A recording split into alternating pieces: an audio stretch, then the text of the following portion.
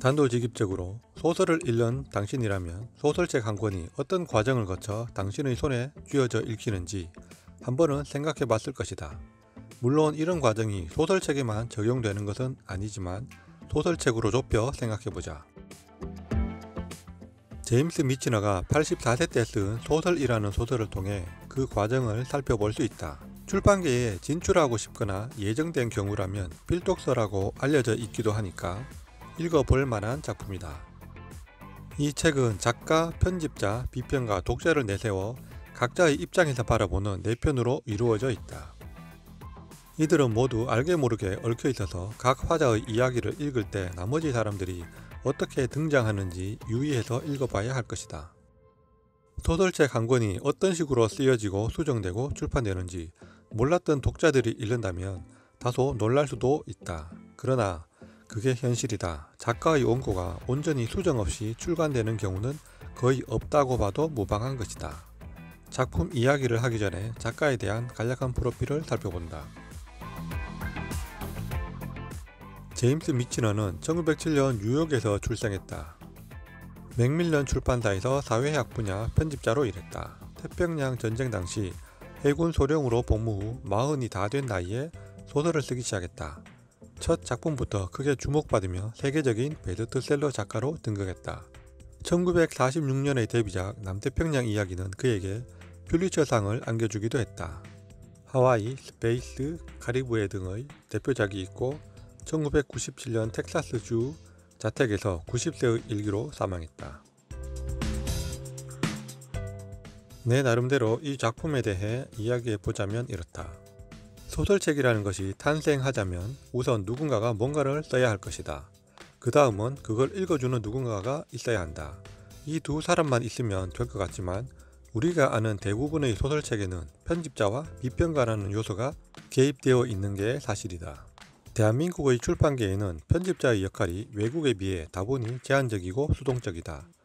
단편소설로 유명한 레이먼드 카버와 그의 편집자 고든 리시의 일화는 잘 알려진 사실이다. 고든 리시라는 편집자가 커버의 작품을 얼마나 삭제했으며 삭제하기 이전의 커버 작품과 비교해 보고 싶다면 국내에 출간된 레이먼드 카버의 두 번째 소설집 사랑을 말할 때 우리가 이야기하는 것과 분내기들을 살펴보면 된다. 만약 국내에서 편집자가 작가의 원고를 70% 이상 드러낸다고 하면 그걸 받아들일 작가가 얼마나 있을까 싶다.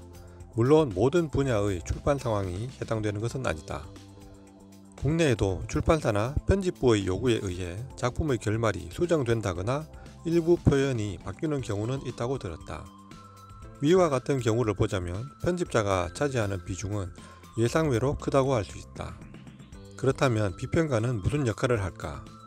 신간소설이 나왔을 때 그 소설을 둘러싸고 있는 띠지에 암흑의 비평가 또는 평론가의 추천이라는 카피만 보고 믿고 보는 암흑의 평론가라서 읽어보는 경우가 있을 것이다. 나는 그와 반대로 암흑의 평론가가 언급하면 믿고 거르는 경우는 있다.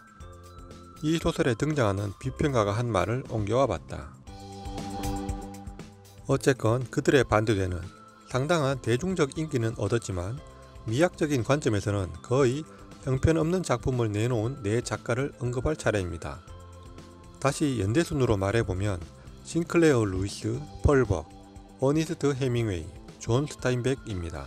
예술적 관점에서 그들의 작품은 전혀 읽을 가치가 없는 작품입니다. 이 말과 함께 나는 청중들의 표정을 살펴보았다.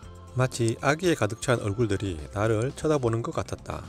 그러나 나는 아랑곳하지 않고 그들 네 작가의 작품을 분석하고 깎아내리기 시작했다. 그들의 작품은 경박하고 저속하며 그들이 실제 전달할 수 있는 것보다도 더 많은 것을 약속하고 있다는 점에서 거짓으로 가득하다고 설파하였다. 애석하게도 그들의 가장 큰 약점은 소설에 대한 진지하지 못한 접근 태도였습니다.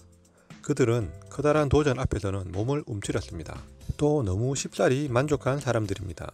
물론 그것은 그들이 너무 쉽게 획득한 인기와 상 때문에 비롯된 것입니다.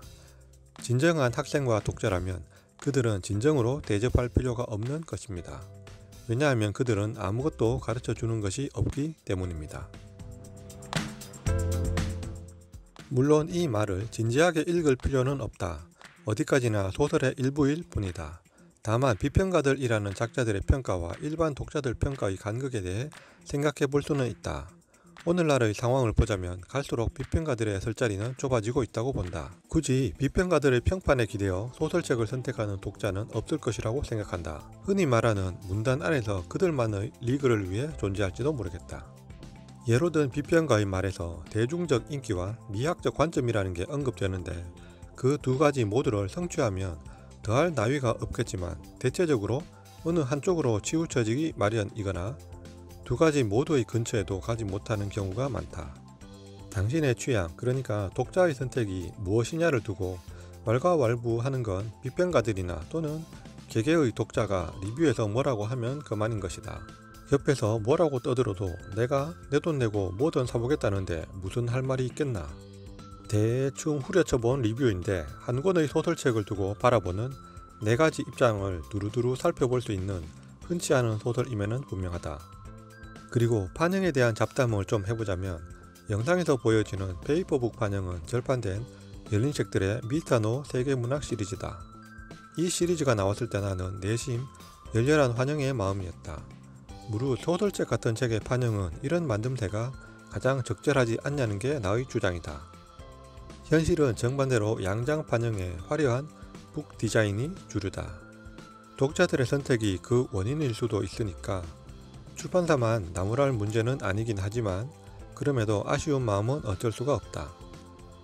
소설이라는 이 책도 지금은 분권되어 두 권으로 출간되고 있는데 이게 분권할 책은 아니라는 게 내 판단이다. 휴대성을 고려한 분권인지 모르겠지만 내심 장사 속이 더 많이 차지한 건 아니냐는 게 근거 없는 의심을 해본다. 애정하는 책 중의 하나라서 방출되지 않고 잘 살아남고 있다.